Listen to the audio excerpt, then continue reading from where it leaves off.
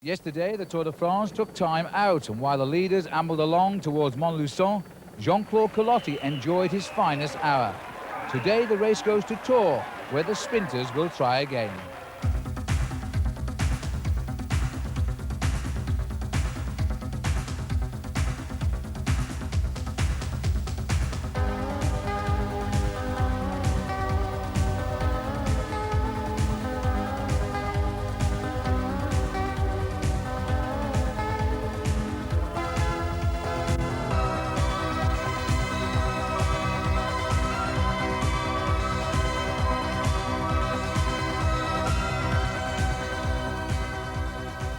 Jalabert and Ludwig taking them on, and Abdou Jafarov is coming too, the first we've seen of him. Abdou Jafarov with his head down, and Van Poppel, Abdou Jafarov and Jalabert. Van Poppel claims it on the line.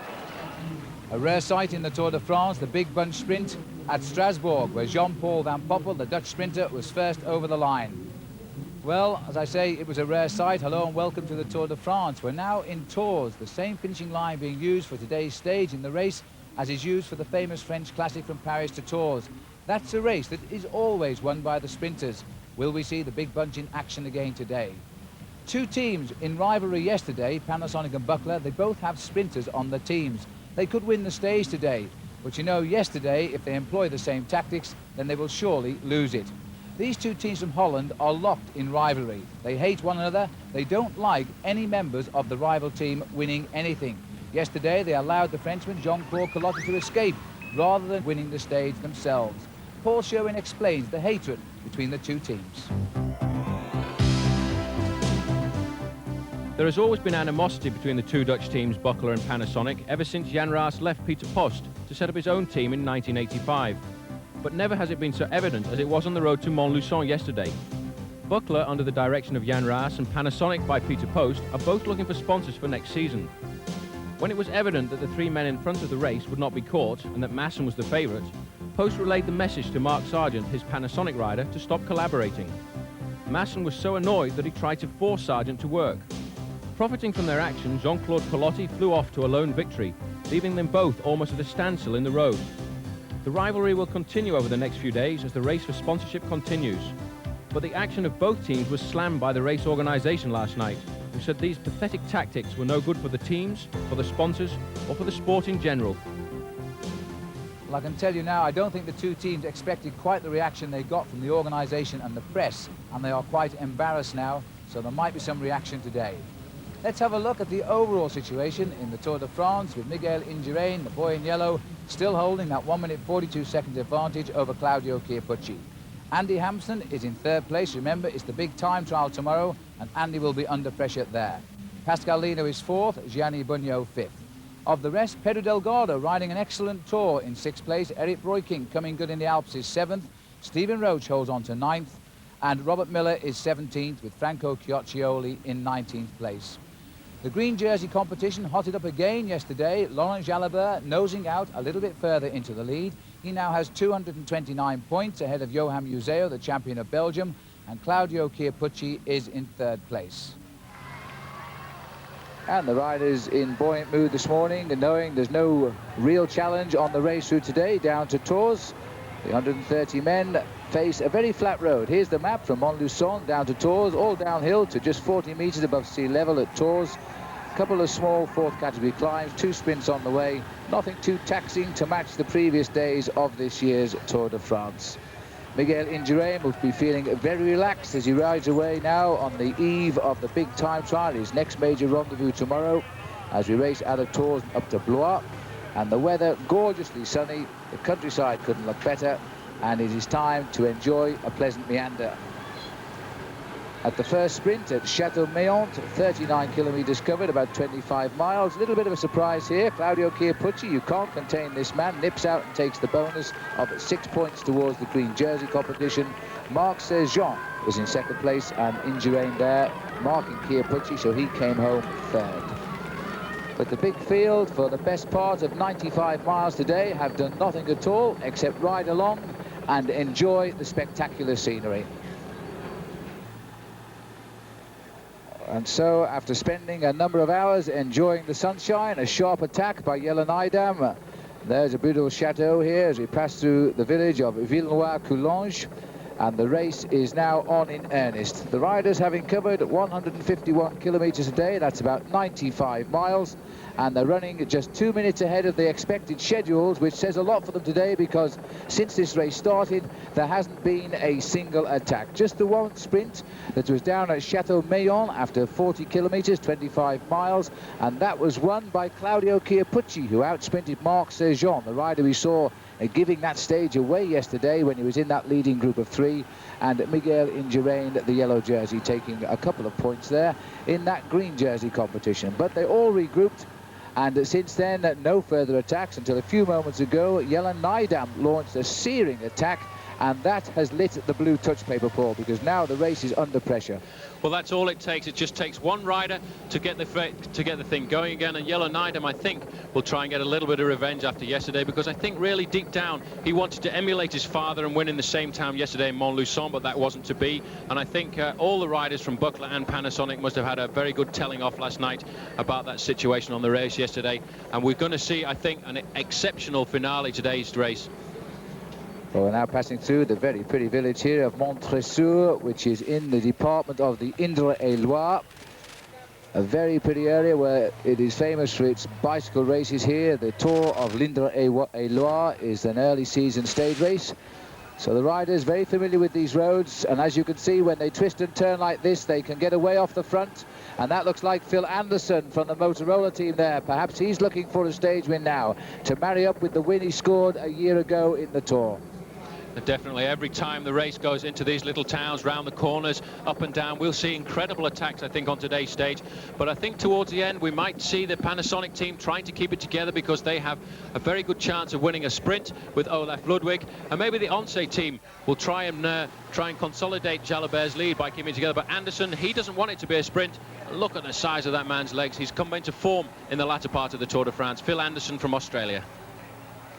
Well, this is really the first time we've seen anything of Phil Anderson this year. He hasn't enjoyed quite the successful Tour he had last year, but now he's feeling good. He came through the Alps stronger than most. He was telling us at the top of Alpe d'Huez in his when he was resting on his bed that night. We were talking to him, and he said he was feeling really good, and he hadn't lost any hope yet, because he felt he could still win a stage of the Tour. Time is running out for Phil. This is a useful little break that's developing. I think Frans Maassen has come up there, the rider who was, and this is Martin Early of Ireland who's come up. Interesting move. The man at the back, Gatorade number 17, is Ruiz Cabestany as well. Gerard Rouet is the rider in the blue shorts from the Castorama team at the front there. So we've got 6 men moving away, but they've only got about 200 meters at the moment. There's a rider trying to come across here, and it won't be very long before the news goes back there to the Panasonic team, and I think they will try and chase this down, because Frans Maassen, the man from yesterday's breakaway, is in this group. Well, the two top Dutch teams coming in for a lot of criticism overnight after their tactics yesterday, when they allowed that French rider Jean-Claude Collotti to slip away and win the day without even trying to stop him because of their inter-team rivalry. The organisation here were very, very scathing in their comments. They issued a special communique saying that they blamed the team managers of the two teams, Buckler and Panasonic, and that it was neither sporting and nor in the spirit of the Tour de France, and nor was it in the spirit of the race as an entertainment for the television spectators. And they're absolutely right, of course. Ronan Pensek, the rider we saw crash in the rain on the way down to Saint-Etienne the other day, he's now happy again and back in with the sun today. Martin Early, 2 weeks ago, Martin was saying to me, this race is so fast this year, I can't even get out of the big bunch to attack. Well, perhaps it's better today, Paul. It's slowed down a little bit. Well, a little bit, but these riders haven't slowed down, because you've still got to ride at 45 kilometers an hour to stay in front of the main pack. Martin Early must be extremely happy to be there, and Martin's a clever little rider, and from a group like this, he could come up with a stage win. But they've still got to get to the finish. This is the sort of group when he won that stage in Po a couple of years ago, when he got away on his own. Exactly, but there as well is Phil Anderson, who's a clever rider too. He won his stage in Quimper last year from a small breakaway, and Frans Maassen is a man never to be forgotten. And the interesting thing here is there are a number of teams represented in this leading group as we now enter the village of Chemille-sur-Androite. And that means that they are 55 kilometers from the finish, about 34 miles still to race. Lovely crowd here, because ironically we've come away from the regular hot areas of France during the Tour de France. We're heading back towards Paris, and we are in the hottest area as far as this Tour is concerned this year. It really is hot, but the race is hotting up as well, as we'll have a little look down the road there. They've still only got 200 or 300 meters, and you can see by the length of the bunch and the attacks coming all the time that nobody's going to let this group just meander off the front.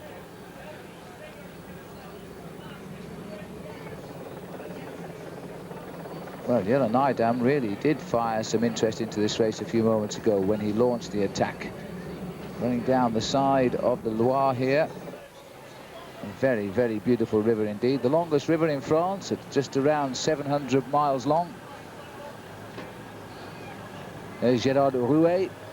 Felt a little bit peeved when his teammate Luc Leblanc knocked him out for the French Championship recently, especially as Luc Leblanc was eliminated from this race when he came in over an hour behind at Alpe d'Huez.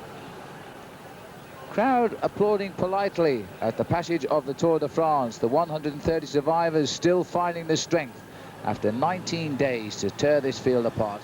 And I think there, Paul, in fact, Raoul Alcala was in that little chase group of 3 there. That was Raoul Alcala. They were just 10 seconds behind in the main field coming up here, with the Banesto starting to chase at 20 seconds. So there's actually nothing in it at the moment. So the Tour de France, some 40 kilometers to go to Tours, and the riders now preparing for the sprint finish. We'll be back.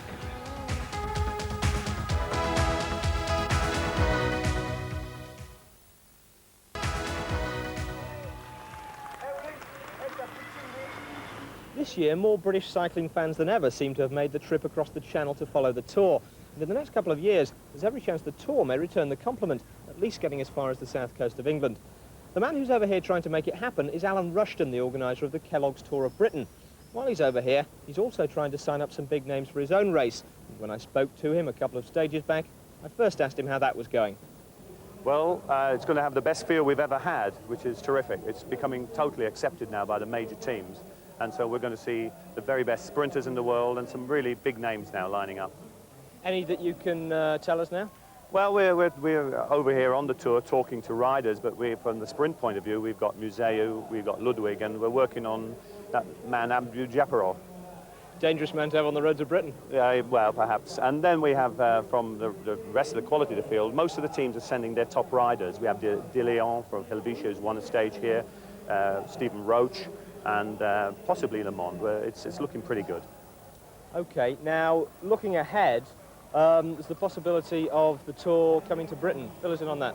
Well, I think there's every possibility. We're doing an awful lot of work on it. We have a group of councillors from Britain here for this week, and also some policemen. They've been travelling with the gendarmes to see just how they handle it.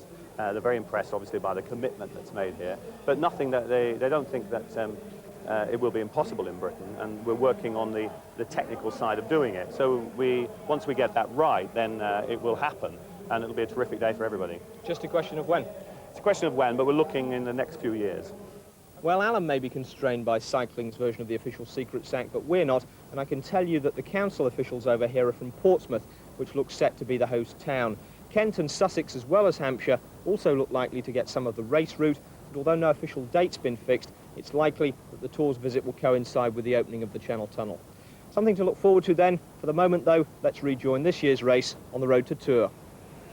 Well, thanks, Gary, and that's great news. We should see a fabulous field in this year's Kellogg's Tour of Britain, and Alan Piper is certainly one of those riders, and this is what he had to say early today, riding along on this stage of the Tour. I'm angry. I've attacked about 5 times, and all these guys are asking me what I'm doing it for. I said to Fondriest, I've been a whole week just getting inside the time limit while you guys race up these mountains, and now I want to attack and you think we should ride slowly. Whackers. They got Ludwig in their team, and Masu's just up there and Van Poppel's up there, so we'll have a nice little bunch sprint at the end. But I don't think it's going to happen, man. So I'm going to attack at least 100 more times till tomorrow.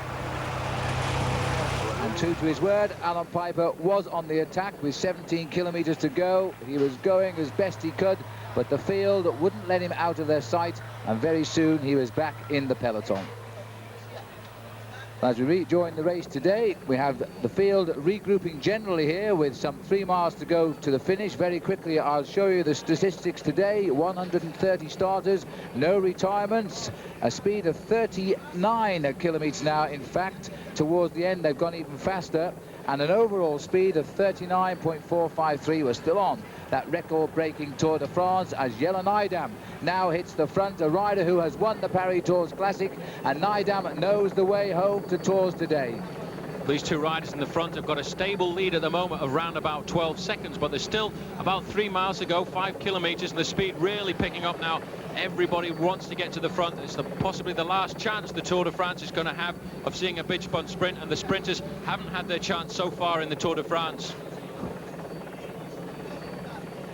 So 2 riders still hanging on. There's the 5 kilometers to go, 3 miles from the finish. Alberto Eli is the rider from Ariosta. Only 3 riders left in this team that's having its most successful year as far as wins go rather, but they've only got 3 riders left in this year's Tour de France. The others are Roberto Conti and Rolf Jerman.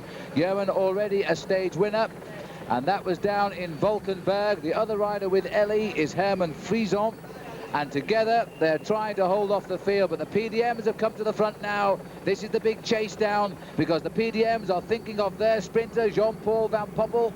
He is so fast. He's a man that only races for first place. He never takes part in the sprints unless it's for the win, and that's why we've never seen him since Strasbourg. He won then, and now the PDMs are trying to put him back in the frame again. They've come up, but at 5 kilometers to go, it was 14 seconds, but everybody really chasing now. There's not very far to go.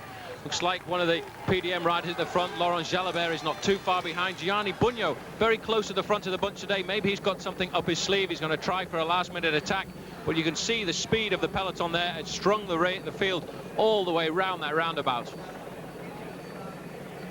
Well, a lovely picture there as the Tour de France now changes course and begins its final approach into Tours. There are the 2 riders who are about to spoil the day, or certainly at the moment spoil the day of the sprinters, because Eli made the move and Herman Frison went across to him, so it can't be Alan Piper to win today. Piper would certainly hope that his teammate Herman Frison was successful. They're working very, very well together at the moment.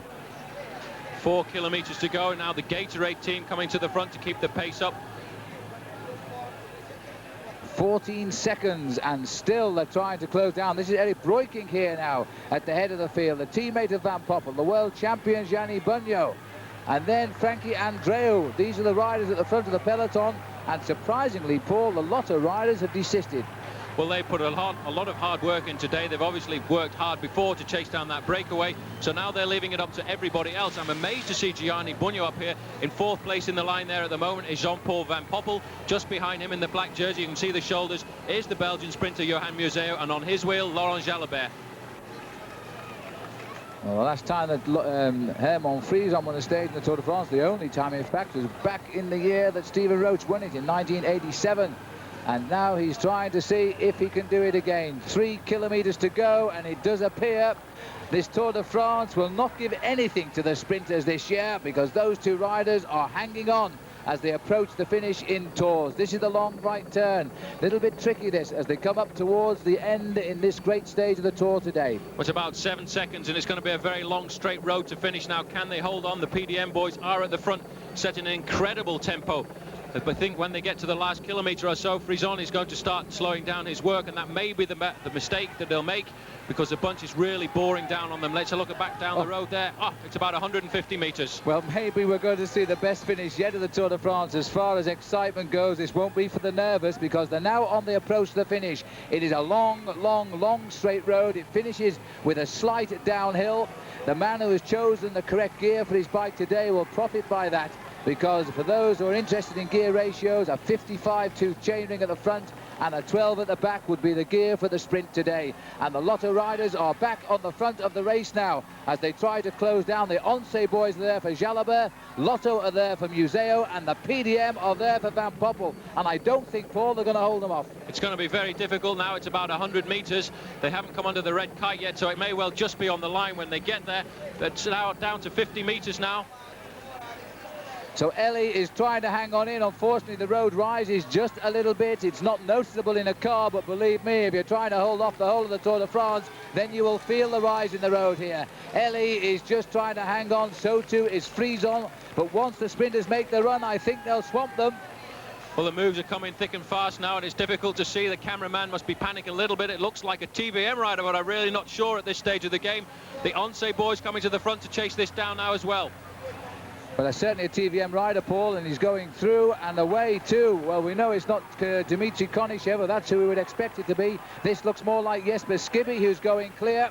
Skibby has won a stage in the Tour of Spain in the past. He's making a run for it now. He was once up to third overall in this Tour de France in the first week. He fell away in the mountains, disappointed by his team back up then. But Skibby now trying to score for Denmark as Brunjo brings up the race. Gianni Brunjo, the world champion, brings up the race, and there's a rider going on the right. It looks like Yvon Le Danois from the Castorama team. Bunyo's come up there with Henrik Redant, but this might be the moment. I think they've come under the red flag. A good move by the Castorama rider. So Yvon Le Danois, the new pro in the Tour de France, trying to beat all of the sprinters at their own game as Nydam is up into second place now. Da Silva looks over his shoulder at Bunyo. No sign of Museo. The big sprinters are really holding it too late here. And Da Silva goes as Jelle Nydam takes him on. Nydam takes him on, but Da Silva, Acacio Da Silva, and Jelle Nydam, the winner of Paris Tours, is trying to hang on here. And Da Silva is going for the line, the former yellow jersey of the Tour de France in 1987, as Acacio Da Silva. Now Jelle Nydam, winner of Paris Tours, is building up the sprint. He's come a day late. It was yesterday his father, Henk, was the winner. Nydam is trying to get through the middle. Le Danois is coming too. And right on the line, it is going to be the young rider. It is, in fact, on the line. It was Thierry Marie, the non-sprinter, who came on the line, and that is the most incredible result of the Tour de France. The sprinters, it was a sprint finish, but they never got on terms, and that was the Frenchman, Thierry Marie, the rider who was supposed to win the opening prologue time trial in this year's Tour de France, who beat them all at their own game, and that was a terrific performance. Well, as we look from the top here, unfortunately, Jelle Nydam hit the front just a little bit too early. Thierry Marie, this wasn't a sprint at all. It was a matter of hitting top speed and go for it. And Thierry Marie was the man who timed it just right. And for the rest of the riders, the black jersey there of Johan Museo, he was almost there, wasn't he? But you know, on the line, even he was fading as well. Let's have a look from the front here. That's Nydam on the left of our picture. Thierry Marie, I don't know whether he's ever won a sprint like this in his life before, as he came through perfectly on the line, and he won't believe that. And looking at the result tonight, it'll be a bitter pill for the sprinters of the Tour de France to swallow. Thierry Marie getting the best of them all. Jelle Nydam in second place, Johan Museo given third, Olaf Ludwig fourth, and Laurent Jalabert in fifth place. I'm quite sure this morning Thierry Marie never dreamt he would win a bunch sprint in this year's Tour de France. All smiles tonight for him on the winner's podium. Because all of the main contenders finished in the big field and in the same time as Thierry Marie, there's no change overall now. So the riders go to the next big showdown, the time trial tomorrow, with the same time differences. Claudio Chiappucci is 1 minute and 42 seconds behind the leader, Miguel Indurain. Andy Hampsten is in third place. Big day for him tomorrow. And now a quick word about our competition. We'd like you to predict the winner of the final stage when the Tour de France ends on the Champs-Élysées. If you do, you could be the recipient of the Tour winner's jersey signed by him and by the man who wins the final stage. In addition, you will receive also the signing on sheet of the riders who signed on the morning stage when we left Valkenburg and went to Koblenz in Germany. It's quite a prize. You can enter by telephone or by postcard. First of all, the telephone number 0891 500 112. If you enter by postcard, it must reach us by Saturday morning, first post. This is the address: Fortel, Tour de France competition, 142 Lower Marsh, London, SE1 7AE, and the very best of luck. Today, though, it was a great win for Thierry Marie. He put one over on the big sprinters of the Tour de France. Tomorrow, the race will be on again in earnest as Miguel Indurain comes out in the time trial and should put the final seal on this year's Tour de France. It's a beautiful day here in Tours. Let's hope it's the same again tomorrow. And we'll leave you now with these lovely pictures of the department of the Landre et Loire.